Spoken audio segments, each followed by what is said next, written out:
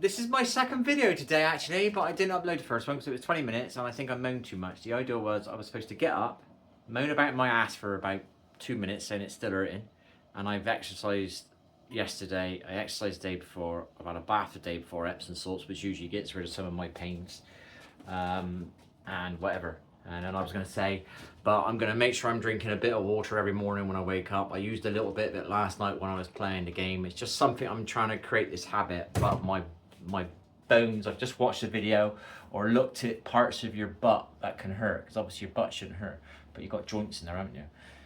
Where it seems to be hurting, there's an image for, there's lots of things, like you could have like hemorrhoids can cause you pain in your butt apparently, which I didn't even fathom that.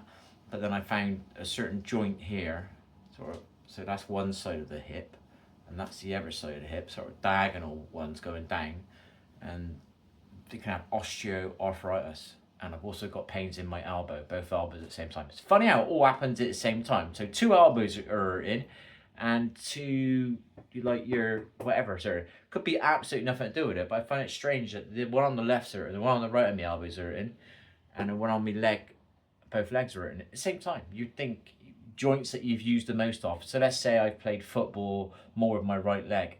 You'd expect that one to go first, do you know what I mean? Or if you spend most of the time, I used to play darts for a long time like this. So I'd be stood over this, hours and hours and hours, and I'd be stood on this hip a lot. So you'd think that one would get more wear and tear. You're talking probably 7 nights a week for 7 years, walking back and forth on a dartboard and leaning like this. So you'd think this side would get achy first, do you know what I mean? Down the line, why have they both ached at the same time? Do you know what I mean? Well, I'm predominantly right-footed or right-sided. If I walk up steps, I'll predominantly go more up with a right leg than a left leg.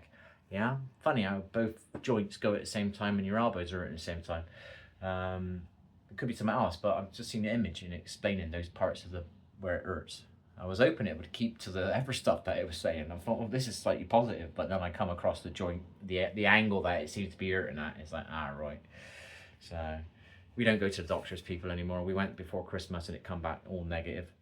And then I couldn't go to the toilet for an entire month since Christmas Day until end of January. I couldn't go to the toilet, you know. I had to keep doing crazy stuff to go to the toilet.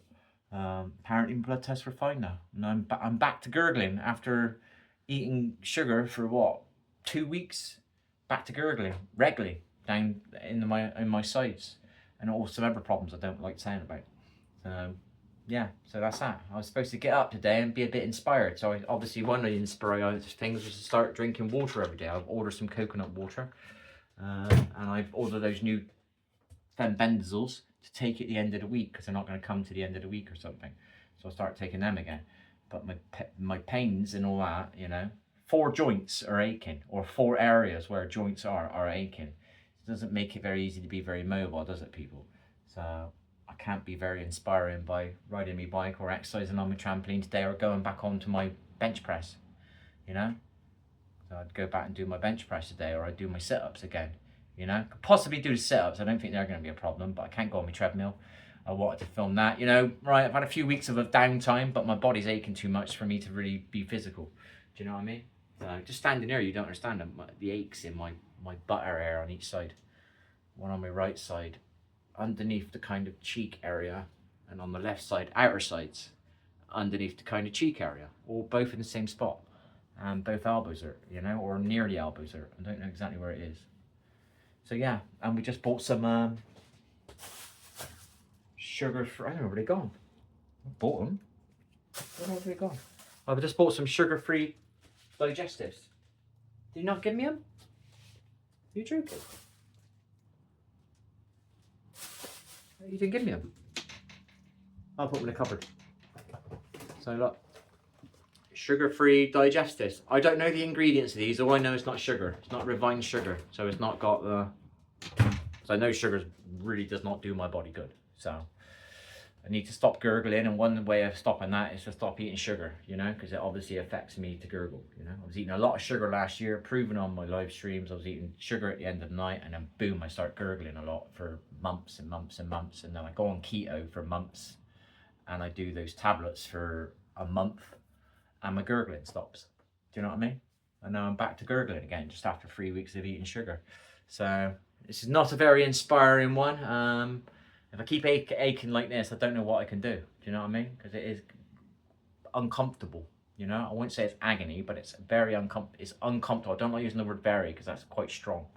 It's uncomfortable. You know, so it's not easy to do anything. So I won't be doing much today. I'm not going to be doing my treadmill, which I was hoping to get back on. I'm not going to. I was hoping when the weather gets a bit better, you won't know where I'm on about. There's a big bit of grass around here with a rugby pitch, and I could run around the rugby pitch and see how far I can go around on a normal bit of grass. Going on a treadmill tells you how far you are, but it's perfectly flat all the time. I'm curious what I can do on a normal ground, you know. But I'm not going to be doing that. Not on when they ache like this. You know what I mean? Maybe I'll do a tiny bit of qigong later, and that's it. There ain't much I can do. You know, I'm trying to avoid the sugar. That's all I'm doing at the moment. Trying to avoid the sugar. Try and drink a tiny little bit more water. And back on those half calves, which I did film earlier on, but I was waffling on for so long. I got a bit too moany, I think. So I've refilmed it, I think, and I'm going to upload a shorter one.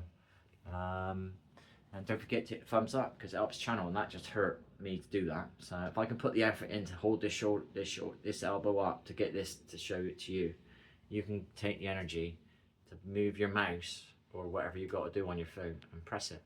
You know, that's it. That's what you got to do. It's not just about my channel. You're getting into the habit of doing it for people. You're spreading micro bits of love.